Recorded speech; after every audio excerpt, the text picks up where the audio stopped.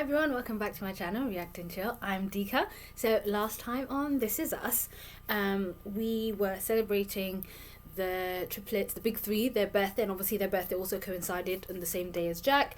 And every year up until their 9th birthday, they've been celebrating their birthdays together. Until their 10th birthday, where Kevin suggested we should have separate birthdays as they're turning 10. So Jack and Rebecca had pulled together their resources to throw them separate birthday parties to appease the children. Of course, they had their own things going on within the party. However, this was leading on to something much more bigger, which kind of was revealed at the end of the episode. And meanwhile, in present day, we had Kate feeling a little bit unsure about the bypass surgery, and therefore her doctor had referred her on to a sort of a program to help her lose weight. And there she, at the beginning, was feeling skeptical. She was never a fan of these sorts of places. However, towards the end, she decided to give it a chance. Unfortunately, there was some really weird, creepy man there that was hitting on her. So I'm wondering if that's what's going to happen for that sort of outcome. Toby was trying to help Kevin choose between Olivia and Salone. However, he ended up, there was a new woman on the scene, Sophie, who is somebody that we met back at one of the triplets, one of their separate birthday parties. And we also found out that he was actually married to her. So he had essentially, using Toby's exercise to find the woman he wanted to make the choice, he realised it was Sophie. He'd asked if they could meet up, which she did agree to. And with Randall, his father, we could see this, not, I wouldn't say a clash of differences, but his father wanted to spend some time with him, came to the office, and obviously Randall was so hyper-focused on this client meeting. I forgot to mention this last time, however, you could almost see the beginnings of Randall worrying about William, his father. You could kind of just sort of see it in his face. Towards the end of the episode, he was a lot more relaxed and just generally enjoying his time with William. And finally, another thing I forgot to mention, when Kate was going through the processes of trying to let go, so one of the things in the session was they were sort of beating these drumsticks and those things on the floor, and we saw flashbacks to parts of her life where she felt inadequate, because one of the things that happened at one of the birthday parties, all her friends left her Madonna party to go and join Kevin's Princess Bride party. So the assumption I got from there is that she always felt inadequate, not enough, not perfect enough. And then the last thing that we saw was the triplets, including Rebecca, at Jack's funeral when he died. So again, I assume that's where the weight also spiraled from. Giving a guess from the actors that we're using, assuming they were in their teens, late teens, but that's probably, I'm assuming, where the weight gain had started from. And as the weight loss program were trying to mention when she first got there, was they try and get to the root of the issue rather than forcing people to go into the gym to lose weight. They're trying to see what was the root issue that made her gain all the weight in the first place. And that's it. That was a good wrap up. Here we are with episode 14. I call this marriage. My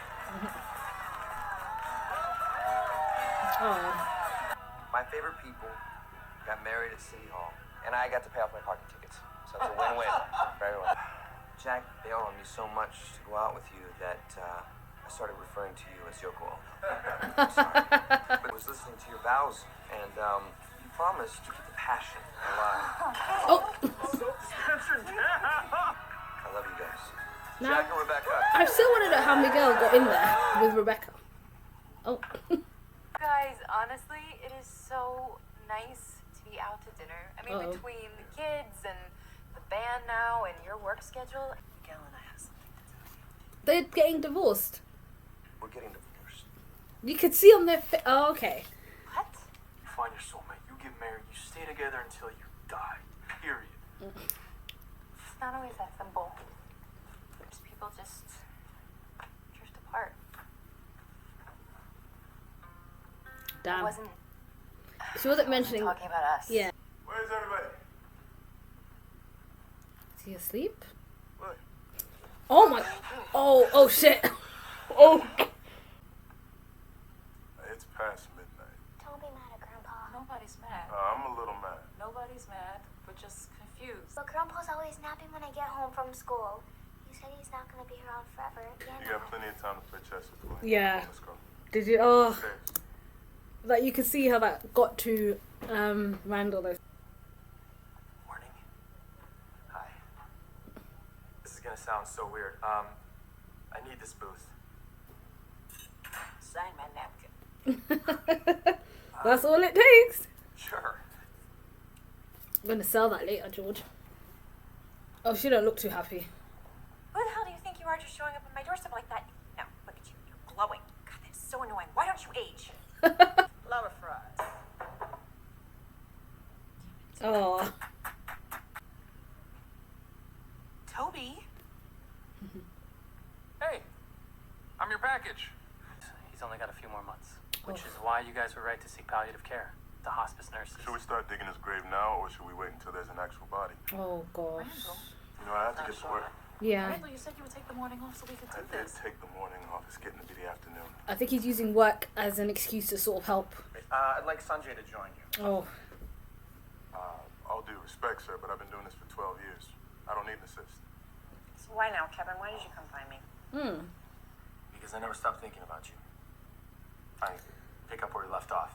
It's forgotten where we left off. No, that's not what I You know what? This was a mistake. What did I say?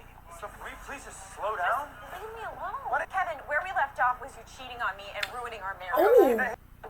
I was gonna run into. Oh. First day, huh? Huh? Bro, chin up. Doing this camp? Falling with women who dropped a few stones. And Oh my feeling a little God. Risky. I was just visiting somebody, my fiance, Kate. This just got awkward. Don't be putting shit Excuse me? in his head, Duke. Cool girl. Good for you. Jack's gonna give him a few stern words. Are you having an affair with Heather? I would never have an affair. I wouldn't do that to my kids. So what then? What? What happened, huh? We stopped noticing each other, Jack. We stopped trying to make each other happy. And I love that there's also been this recurring theme about Miguel always talking about all the times they've seen Miguel. And we referred to Jack and Rebecca's relationship, how he was talking about how they were the perfect one, how their relationship was so solid. And around the time, I think when... I think I mentioned this a few episodes earlier about how I almost felt like he was a tad bit jealous of the way their bond was, how their relationship was. It makes sense now because of how him and Shelly's relationship were going at the time. And I'm also thinking, because they said they drifted apart and it just happened over time, I was wondering if this was the case all those years back. Wants us to be part of an East Coast tour. It's just going to be us, a couple of other great jazz bands. It's really great. I just have to talk to Jack because I have a family. Jack really loves you. He'll understand. You don't... I'm sorry, if Jack really loves me, Yeah. what is that? Please, Ben, Yeah. please do not tell me what Jack would do if he really loved me. My husband's a freaking superhero, and you have no idea what you're talking about. Thank Sorry. you. What's going on? Memory box. I told Simon about doing one, and he recommended I try it with the girls. Help them cope with their grief. Please stop saying things like died or passing or end of life. Okay. It makes me think the way Jack died must have been quite abrupt then, sorry. I gotta take a client out. Tonight? Oh. No, I call marriage tonight. Toby, what are you doing here? I thought you left. I said, no, I changed my mind. I went and got a day pass. Went shopping, got some new threads. How's Kate? Oh. I was wondering when this conversation will come up. Good. Good. You know, Miguel. okay, you know, just, you know. Oh, you've always been so hard on Yeah. him. Sorry to hear about your mom's MS. It's tough. Yeah. How did you know about that? He was probably Turns out stalking you and I her. are Facebook friends. No, we're not. Well, I'm Soo-hee Zhang. What? That's me. It was a fake profile. Want to keep up Oh with my god. You did not. you? I did indeed. You're Soo-hee. Yep. I wasn't in a good place. For a long time. But I'm happy now. And I'm finally dating a nice guy. Oh, okay, here we go. Thought so. He's an X-ray technician. The best thing that ever happened to me was you telling me that you'd marry me. I will be at a restaurant bright and early tomorrow. I'll be sitting in our booth waiting for you. Looks like we have a checkmate, everybody. Congratulations, Tess. Yes, we do. Yes, we do. Aww. It's not gonna break them, is it? No, you didn't make a mistake. Look, you brought them joy. It was a good thing. Are you okay? Yes. What's going on? I took the kids to their friends for a sleepover, and I'm taking you somewhere. Oh, yeah, she ain't too happy with Used to this. Toby. Because you are not supposed to be here. What? I take this place seriously, and you were acting like a total ass. Look, you want to be here, all right? And I want you to be here. I ran into your friend Duke, who's a real dick, by the way. He's not my friend. You know, The ring. it was my last surprise. So, I'm gonna get out of here. I won't cramp your style anymore. Hey, Randall.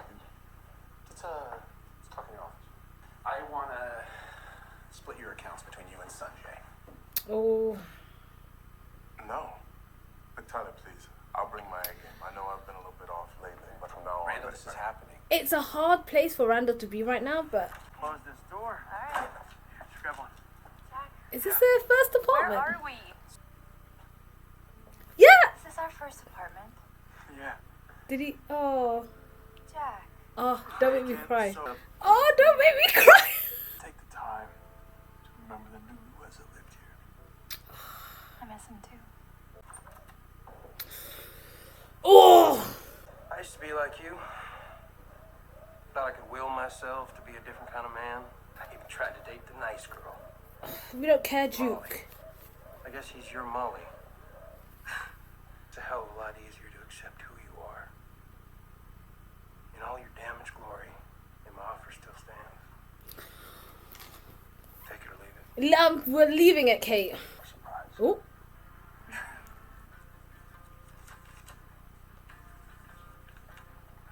Our vows? Yeah.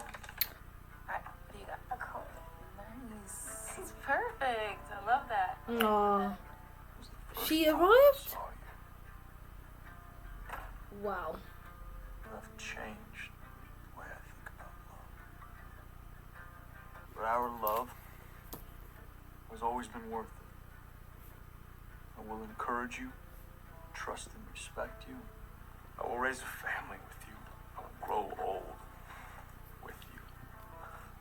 I pledge myself to you. Fall a little bit more in love with you every day.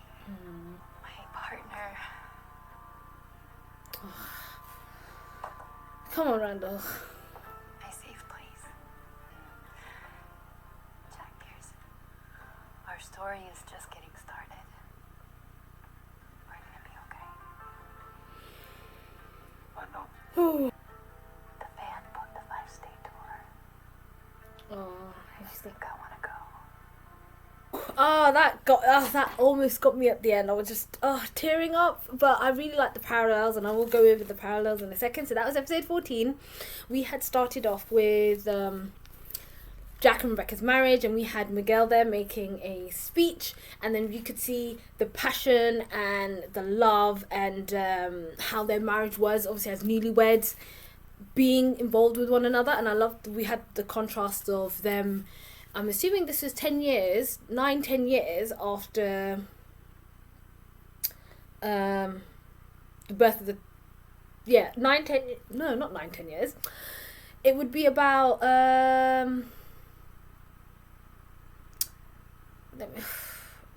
18 years or so. So it'd be about 18 years since they got married, or roughly, or whatever it was. But you see that contrast to them being sort of like a normal...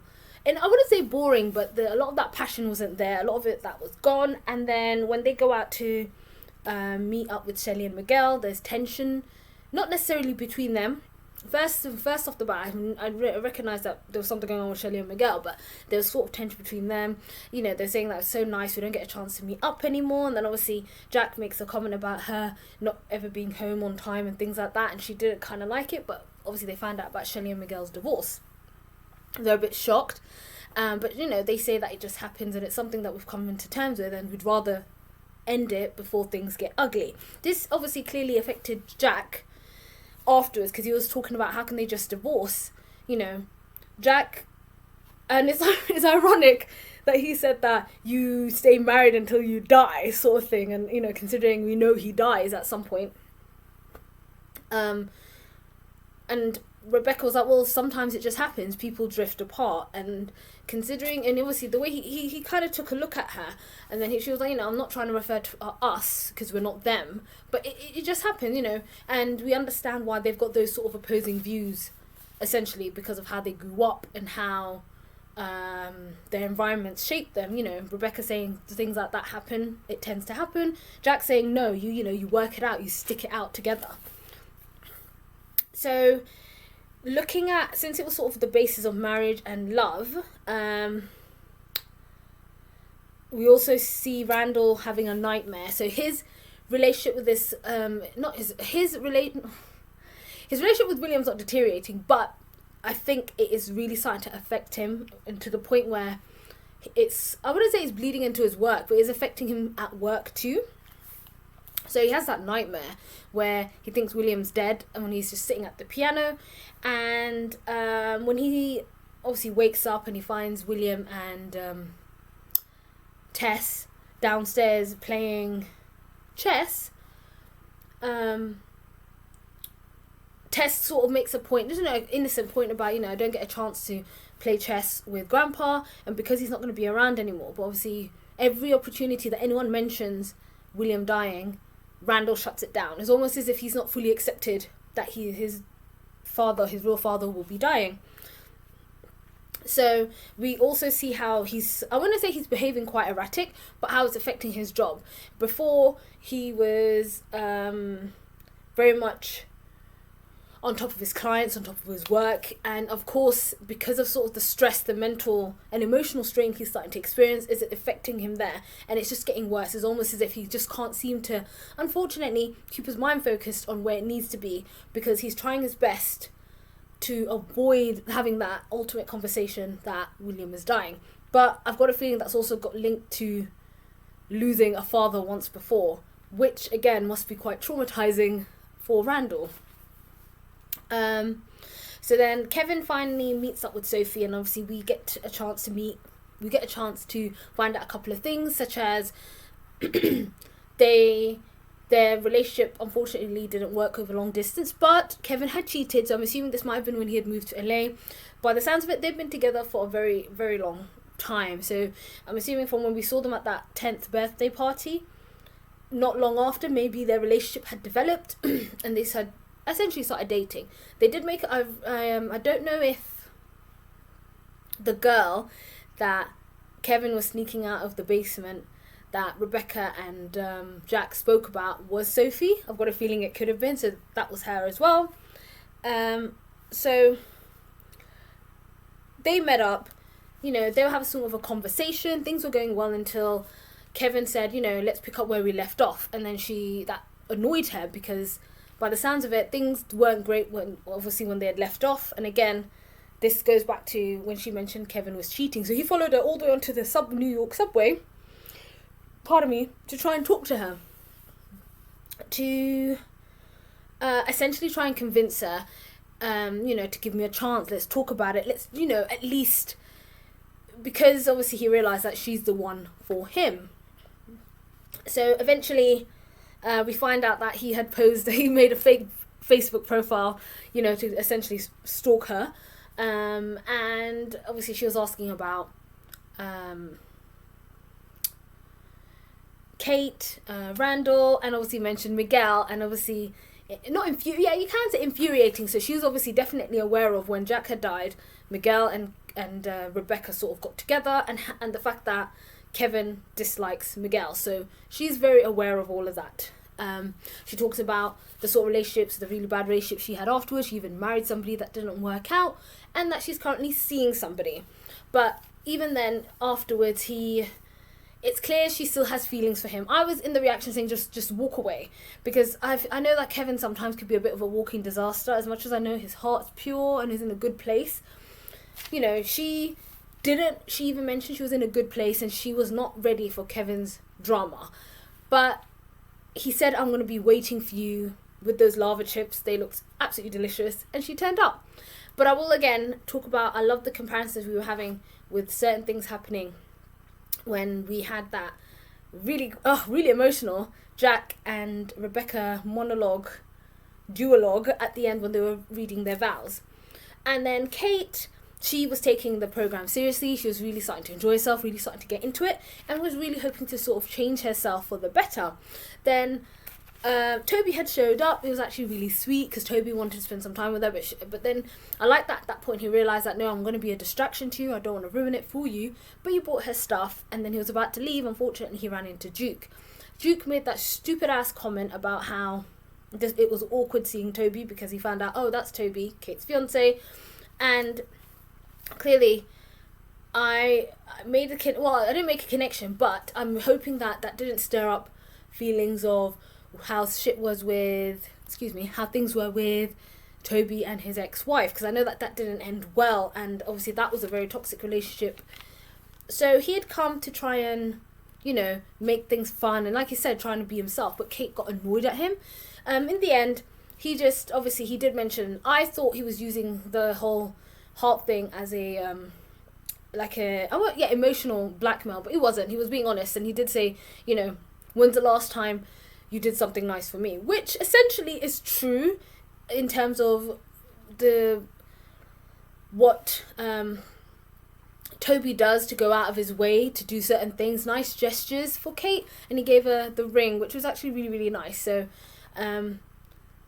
that was a sweet moment between them. And again, when she was in the exercise on the epileptic, I don't know what that machine was called, but when she was exercising and then Duke came in, he made a couple of points about how he realised he would never change. Because at the end of the day, you're trying to be someone you're not, and he was like, even I tried to change. Even I tried to change and date the good girl, whereas you're not like that. You might as well accept you. You need somebody to accept you for all your bad points. You're trying to turn yourself into something you're not. You need someone to accept you for that. And he still said the offer still stands. But I really, really, really, really, really hope Kate doesn't try and sabotage herself in terms of going and doing something that she's going to regret later, because she feels like it's something that she needs to get out of her system. Yes, Toby is the nice guy. Toby is the one that is essentially making her better. But I really hope she's probably going there to smack him up and tell him to back up. And then we go back to